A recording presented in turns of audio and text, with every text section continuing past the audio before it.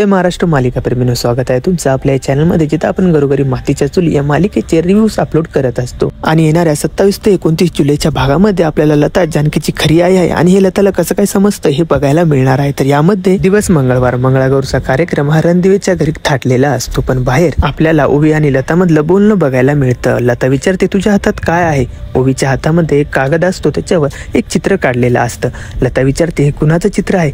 यावर ओवी म्हणते, हे मी आहे आणि ही माझी आई, पण माझ्या आईला आई नाहीये, मधुभाऊंच्या अनाथ आश्रमामध्ये वाढलेली आहे। हे सांगून ओवी तिथून निघून जाते, पण लताच्या चेहऱ्यावर मात्र खूपच आनंद आपल्याला बघायला मिळतो व ती म्हणते, म्हणजे माझी मुलगी जानकी। हे बोलताना तिच्या चेहऱ्यावर खूपच आनंद असतो व त्यानंतर आपल्याला बघायला मिळतं घरामध्ये मंगळागौरचा कार्यक्रम चालू असतो, तेव्हा सुमित्रा जानकीवर गाणं म्हणते, आगा आगा ये सुनबाई, आगा आगा ये सुनबाई, या घराला तोडणार का, या घराला तोडतेस काय, काग काग असं ती गाणं म्हणत असते। पण हे जेव्हा लता ऐकते तेव्हा तिला खूप वाईट वाटतं व भावनिक होऊन ती सर्व बायकांमध्ये येते व म्हणते, नाळ जुळेल रक्ताची, पुन्हा एकदा भेट होईल मायलेकीची। दोघेही लता आणि जानकी देखील खूप भावुक झालेले असतात व हे जेव्हा ऐश्वर्या बघते तेव्हा ती म्हणते, आता या म्हातारीला सर्व काही कळालेलं आहे, म्हणजे माझ्यावर संकट, असं म्हणत ती झुंबरला बांधलेली माळ जोरात खेचते व झुंबर खाली पडतं।